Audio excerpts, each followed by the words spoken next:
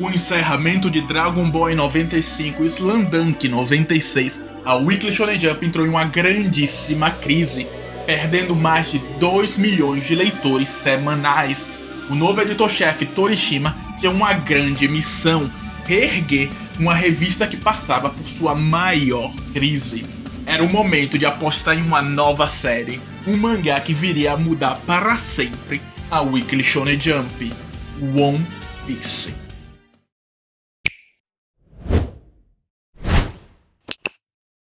E aí pessoal, aqui é o Leonardo Nicolini, estou começando mais um vídeo, a segunda parte da retrospectiva da Weekly Shonen Jump.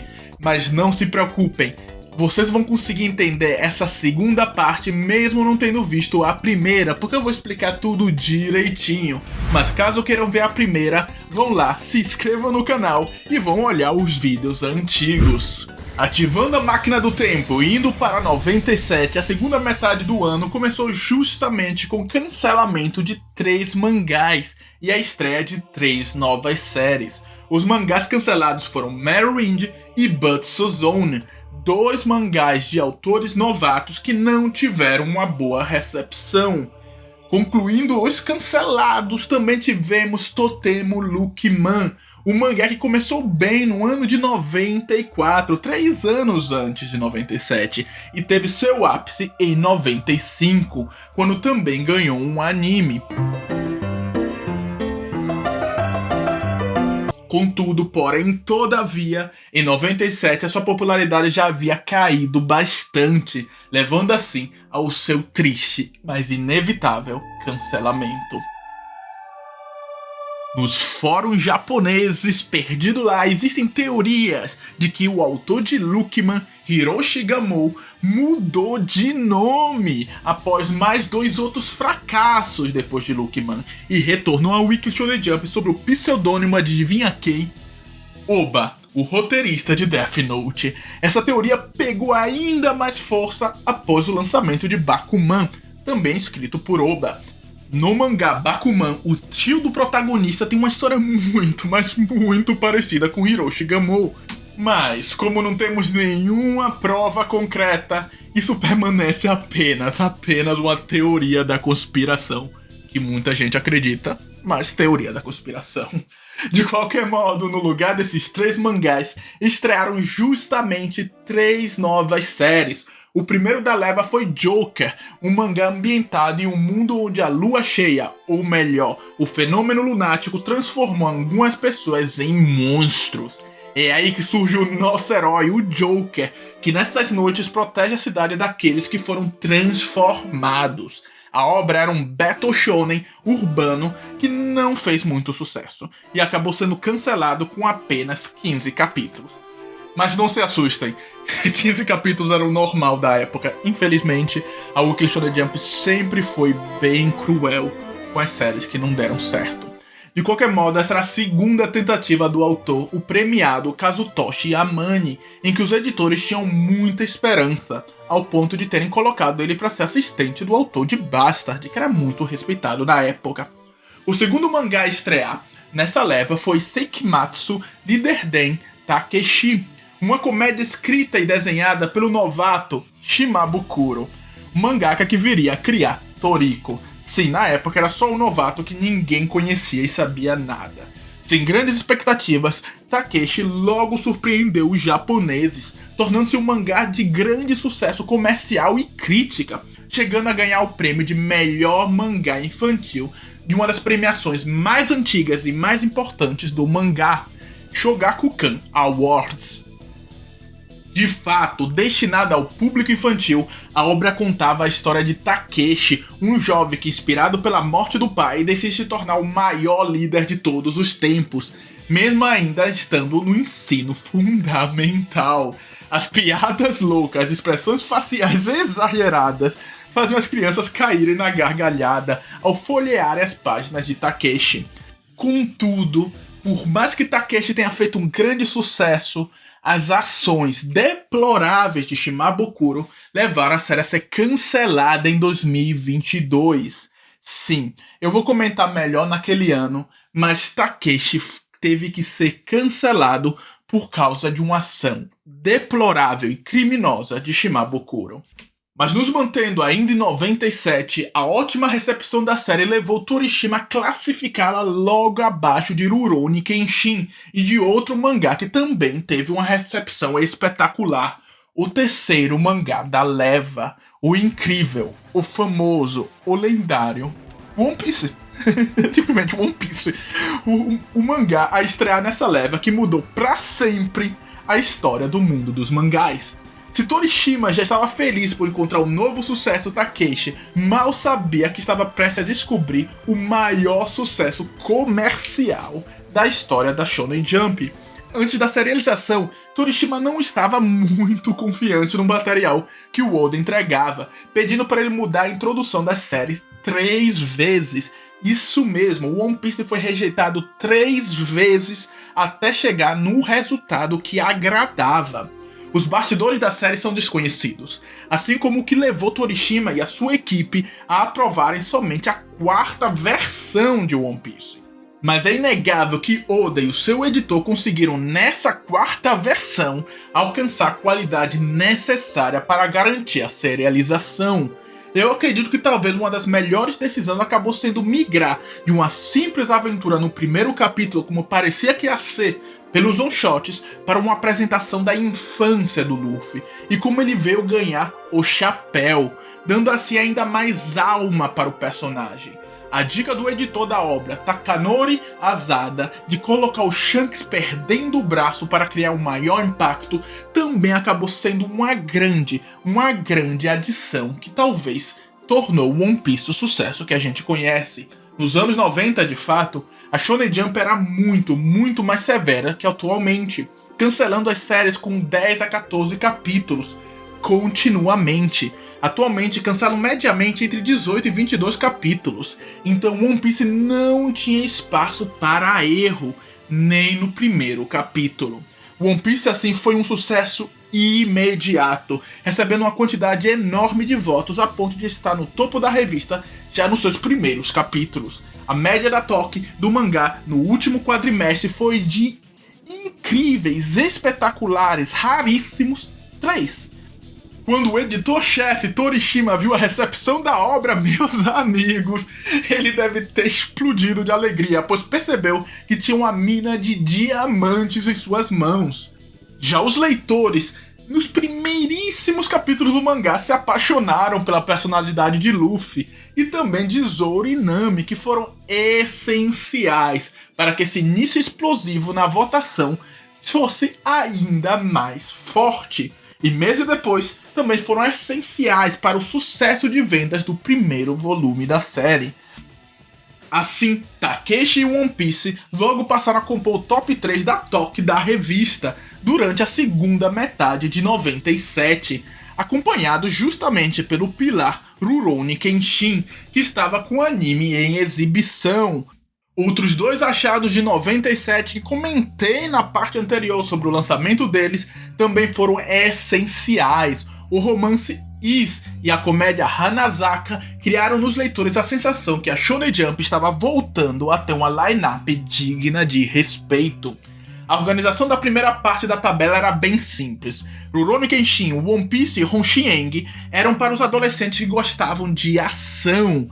Já Sex Commando Gaiden era uma comédia para um público de todas as idades e era um dos maiores sucessos da revista. Hanazaka e Takeshi eram comédias que atraíam muitos votos e muitos leitores infantis, mas também agradavam adolescentes e adultos. E depois tínhamos Is, destinado àqueles garotos que queriam algo mais calientes, aqueles cujos hormônios estavam, vamos dizer, a 1000. Ainda nos primeiros colocados da Toque também tínhamos Hallelujah Second Boy, que tinha acabado de ganhar um anime, como expliquei na parte 1, mas ocupava essas posições mais altas apenas para promover justamente esse anime.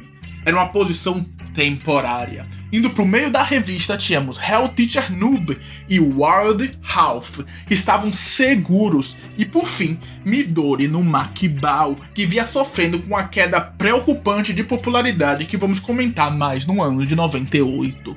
No fundo da revista estavam séries que vendiam bem, mas passavam longe de serem consideradas o futuro da revista. Jojo já tinha 10 anos de publicação e Kotikami 20 anos. Dois monstros na line-up que não transmitiam a ideia de ventos novos aos leitores adolescentes e jovens, algo que a Shonen Jump precisava naquela época. Concluindo o fundão da revista, tínhamos mangás que estavam correndo risco de cancelamento. O nosso querido Yu-Gi-Oh! Que estava enfrentando grandes problemas de popularidade. O Makuhari e o Majima-kun também, que começavam a perder leitores devido ao cansaço em relação ao rumo de suas histórias. Makuhari, o rumo da sua comédia que se tornava repetitiva. Já Majojo Vivian e Wrestling with Momoko eram duas séries novatas que não tinham sido bem recepcionadas, Majojo até um pouquinho no seu começo. E por fim, tínhamos um dos menos votados, um mangá clássico, mas que estava com muita dificuldade. Capitã Tsubasa World Youth, que não tinha mais apelo com o público mais jovem por ser uma série mais antiga e com dificuldade de renovação. Em 96 e 97, o recém-promovido Torishima logo percebeu que era o momento de dar uma grande limpadinha nesse fundão, já que encontrou vários sucessos nesses 2 anos. Assim, ele decidiu cancelar 4 mangás entre a edição 37 e a edição 43.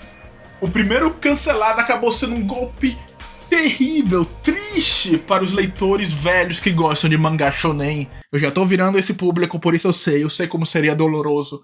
E foi doloroso para esse público na época. Capitã Tsubasa levou a temida machadada do cancelamento.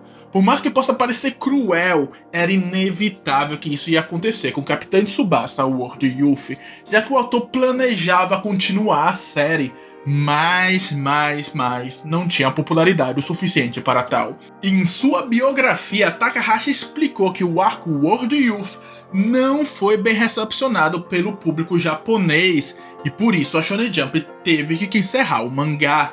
A razão dessa má recepção nunca foi explicada, mas eu acredito que tenha sido um misto de duas coisas. A falta de conexão com o público adolescente que lia a revista e também por causa do cenário internacional desse arco, que tornava a série ainda mais distante de todos os leitores japoneses.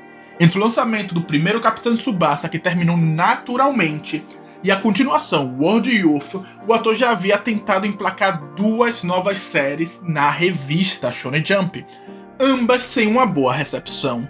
Por isso, o cancelamento de World Youth foi um baque muito grande na carreira de Takahashi, que já acumulava assim 3 fracassos seguidos. Contudo, antes que Takahashi migrasse totalmente para o público seinen nos anos 2000, o editor-chefe Torishima, sabendo da importância do autor, decidiu dar a ele mais uma chance, lançando seu último mangá na Shonen Jump em 99. Mas você já sabe, quando eu falo de um ano futuro, eu sempre digo que vou comentar na retrospectiva. Mas, se você tiver muita curiosidade em saber os próximos anos, recomendo visitar o nosso site. Lá a gente já publicou a retrospectiva de vários anos, 2000, 2001, 2002, 2003... Não, 2003 ainda tem que publicar, erro meu, joguem pedra em mim. Então, vão lá, olhem o site e se puderem também, deem like, se inscrevam e vão assinar nosso Patreon, que vai ter vários vídeos exclusivos, inclusive comentando sobre obras do ano de 97, artigos especiais sobre 97 e sobre várias outras coisas relacionadas ao mercado de mangás. Não deixe de dar uma olhada no nosso Patreon. Se não puder, pelo menos deixe o seu like, que eu agradeço muito. De qualquer modo, voltando a Capitã Tsubasa, World Youth não manchou nem um pouco o legado incrível de Capitã Tsubasa. São mais de 90 milhões de cópias em circulação, contando todas as versões lançadas. Simplesmente um dos 25 mangás mais vendidos da história. Seguindo com os cancelamentos, em seguida, na edição 39, foi a vez de Wrestling with Momoko, a nova empreitada do autor de Tar-chan, que foi inspiração para a comédia do Oda. Infelizmente, o mangá não teve uma boa recepção e acabou sendo cancelado com apenas 18 capítulos. O terceiro mangá, por fim, a ser encerrado nessa leva foi Sex Commando Gaiden. Sim, vocês ouviram corretamente, Sex Commando Gaiden, aquele que estava entre os mais vendidos do ano. Isso mesmo. Sex Commando Gaiden tinha uma média de 7.50 na Toki, estava no top 20 de vendas do mercado, tinha um anime promissor engatinhado e era amado pelos leitores da revista. Então, sem sombra de dúvidas, era uma febre na época. Todavia, a saúde do autor já tinha ido por caralhos por causa do ritmo semanal da Shonen Jump. O Uzuta viu tanto sua saúde mental quanto física se deteriorarem rapidamente, chegando a entregar capítulos que eram praticamente rascunhos. Ele tentou se recuperar, mas não conseguia. A situação só piorava. Sabemos como o ritmo semanal, infelizmente, é complicado para a saúde de muitos autores, e o Uzuta sentiu isso na pele.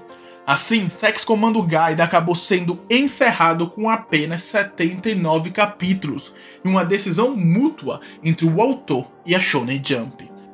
Em uma entrevista, o Uzuta disse que se arrepende, isso mesmo, se arrepende de ter encerrado Sex Commando Gaiden, mas não acredita de ter sido uma decisão ruim.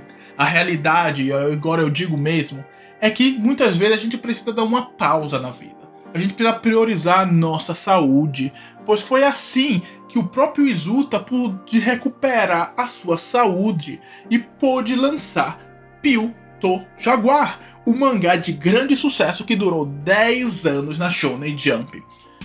O último cancelado dessa leva foi o mangá da bruxinha Majoujo Vivian, que quase conseguiu completar 1 ano de revista, mas no fim acabou dançando.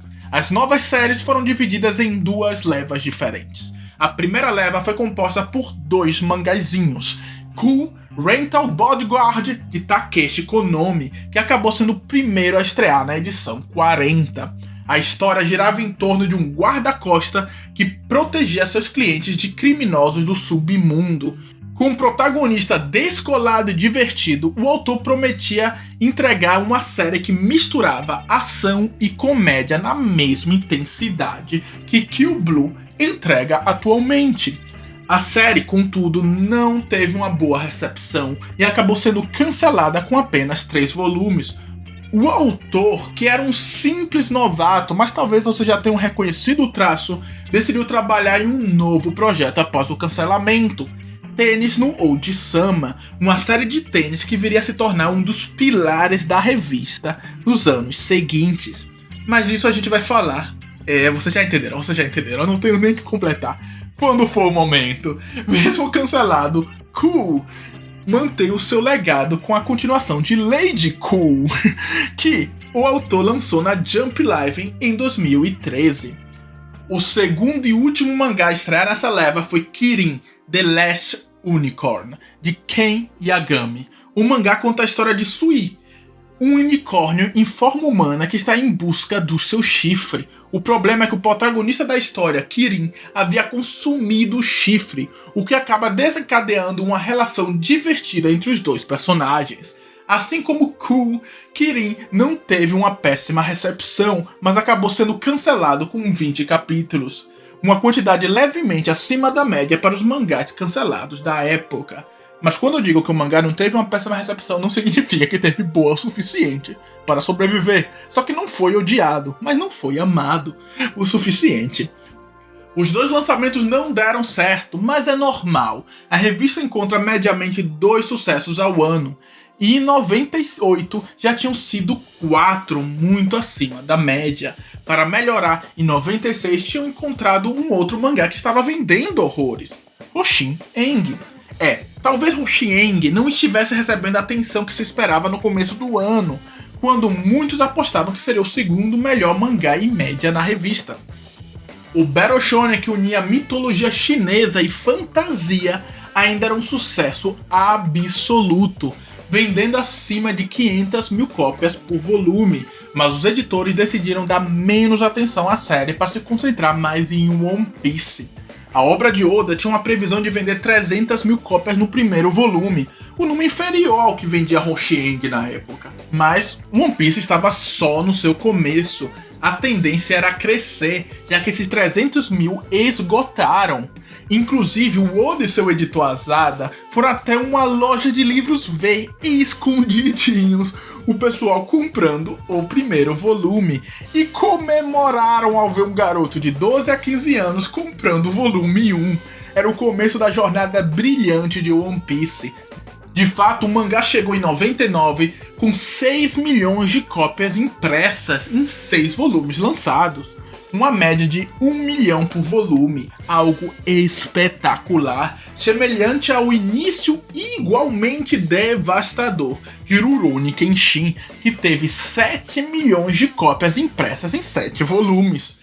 Quem estava realmente com dificuldades naquela época, olhando de longe os seus colegas comemorarem com champanhe e cocaína, era Yu-Gi-Oh! A série começou bem, como eu mencionei na retrospectiva de 96. Mas a dinâmica de apresentar vários jogos diferentes não estava funcionando. O público cansou e o arco DFT não foi o suficiente para recuperar a popularidade da série. Contudo, esse arco deixou ainda mais claro que sair da fórmula de vários jogos diferentes e apostar nas cartas e nos monstrinhos era a solução ideal. Com a média de 14.77 na Toque, Yu-Gi-Oh! Estava realmente sob risco de cancelamento e poderia ser cortada a qualquer momento. O autor, percebendo a popularidade do jogo de cartas e o fracasso de DFT, começou assim a planejar sua migração definitiva para o que viria a se tornar o Yu-Gi-Oh! Que conhecemos hoje. Uma última tentativa para salvar a obra.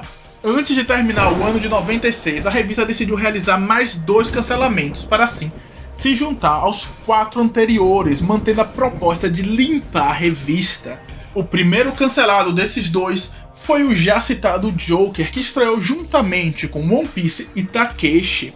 Já o segundo mangá cancelado seria justamente Yu-Gi-Oh!, mas acabou sendo salvo por um hiato surpresa de Makuhari. Como o autor deve estar se cagando naquele momento, mas conseguiu se salvar. Criado por Kita, Makuhari era uma obra de comédia que misturava vários gêneros diferentes, mas sua principal característica era ser uma paródia do mundo dos mangás. O autor adorava inserir piadas sujas e irônicas, além de incluir os próprios autores e editores da revista dentro dessas paródias. Kita, sem mudar os nomes dos editores e autores, gostava de zombar, mas zombar mesmo da personalidade de vários mangakas, com ou sem autorização deles. Na grande maioria das vezes, usava seu editor e seus amigos, ele tentava ser, nesses casos, mais, vamos dizer, correto. Assim, víamos piadas relacionadas ao seu amigo Hiroshi Gamou, de Lookman, e Shimabukuro de Takeshi. O mangá, que no início era popular, começou a ter problemas de recepção. Desesperado para renovar as piadas, o autor tentou assim empurrar a obra para algo mais extremo, com humor ainda mais escrachado. Assim, a revista se aproveitou de um problema de saúde do autor para colocar a obra em hiato. A questão é que esse hiato logo se tornou um verdadeiro cancelamento, já que o volume veio com um aviso do que o mangá foi suspenso. O autor escreveu nesse mesmo volume a frase "Estou livre". Livre! E depois revelou em uma entrevista anos depois que o plano era cancelar Yu-Gi-Oh!, já que ele dividia o mesmo editor com a obra. Nessa mesma entrevista, ele afirmou que algumas mudanças de Yu-Gi-Oh! Foram, na verdade, sugestões dele. Então, a realidade é que Kita, autor de Makuhari, que era uma pessoa realmente bem polêmica, não é um narrador confiável. Mesmo que seja provável, levando em conta a situação que Yu-Gi-Oh! Estivesse prestes a ser cancelado, as outras informações que ele disse nessa entrevista podem ser, mesmo assim, uma meia-verdade. De qualquer modo, em 99, após o fim do contrato de exclusividade, Kita abandonou a Shueisha e começou a trabalhar na rival, Kodansha. Agora, vamos falar de coisa mais alegre, não vamos falar de polêmica, não vamos falar de autor mandando tomar no cu a Shonen Jump.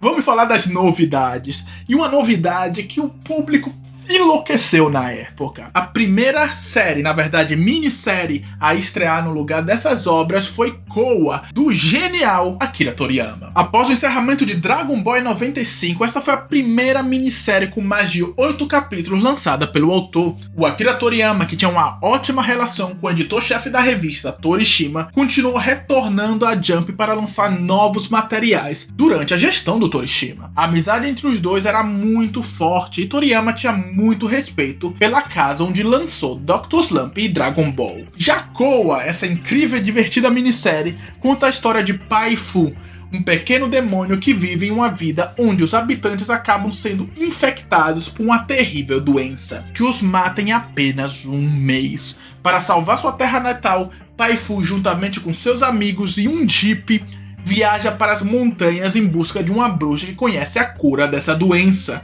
Com humor espetacular, Akira Toriyama entrega uma minissérie que por 14 semanas fez parte da line-up da revista. A presença do Akira Toriyama não era simplesmente simbólica. As minisséries do autor eram perfeitas, mas perfeitas mesmo, para atrair o público que havia deixado de comprar a revista por não achar a line-up tão interessante.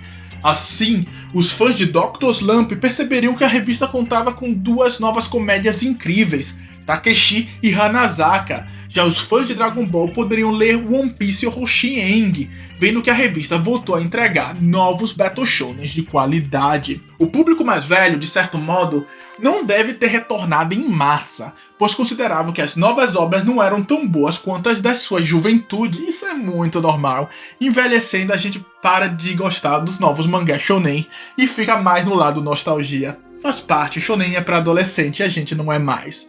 Então isso era natural. A Weekly Shonen Jump é destinada para jovem e os adolescentes que cresceram nos anos 80 já não eram mais o público-alvo. Contudo, essa estratégia foi ótima para convencer as crianças dos anos 90 que cresceram com Dragon Ball e cresceram com as reexibições de Dr. Slump a darem uma chance para Shonen Jump. Akira Toriyama, com seu grande coração, mesmo depois de terminar Dragon Ball, não deixou de tentar ajudar a Shonen Jump. Na edição 52, a última de 97, tivemos a estreia de Meiryoutei Gotou Seijuro, um mangá de drama que conta a história de Seijuro, um jovem violento que é presidente do conselho estudantil do seu colégio. A trama gira em torno justamente dos dramas que ele enfrenta na escola e na vida pessoal. O autor, que já havia lançado um mangá sobre uma temática polêmica em 94, estava ganhando sua segunda chance na revista e estava disposto a aproveitá-la ao máximo. Já o outro mangá que estreou justamente na primeira edição de 98, que no entanto foi lançado em dezembro de 97, por isso, por comodidade, vou contar como o ano de 97, foi justamente Garou, uma obra de ação que conta a história de um estranho garoto com superpoderes que vive em uma mansão e ama desenhar. O mangá teve uma recepção horrível, sendo cancelado com apenas 9. Mas comentarei um pouco mais sobre a recepção dessas 2 obras na retrospectiva de 98, que também foi um dos anos mais espetaculares da revista. De qualquer modo, o ano de 97 terminou com um ar totalmente diferente. O editor-chefe enxergava justamente One Piece, Hoshieng, Takeshi e Is as séries nas quais deveriam apostar para recuperar a revista da maior crise que ela já enfrentou. Contudo, se esses mangás eram a estrela da revista, juntamente com o veterano Rurouni Kenshin, algumas obras estavam enfrentando sérias dificuldades. Yu-Gi-Oh!, Midori no Makibao e Majima-kun estavam com a corda no pescoço e poderiam ser canceladas em qualquer momento durante o ano de 98. Então, eles precisavam modificar e se salvar, porque o cancelamento estava chegando. E já adianto para vocês, o vídeo 98 será incrível. Teremos a expansão de One Piece, a estreia de Hunter x Hunter, Rooks, Chama King, Whistle, Kajika do Akira Toriyama e por fim do Rise Impact, que acabou de ganhar um anime na Netflix. Um ano simplesmente espetacular, que afastou de vez a crise que assolava a revista. Por isso, se você quiser ver mais retrospectiva, não se esqueça de dar like, se inscrever, comentar qual a informação que você mais gostou desse vídeo e, se puder, também se inscrever no nosso Patreon para ter vários conteúdos exclusivos. Muito obrigado, pessoal, e até a próxima!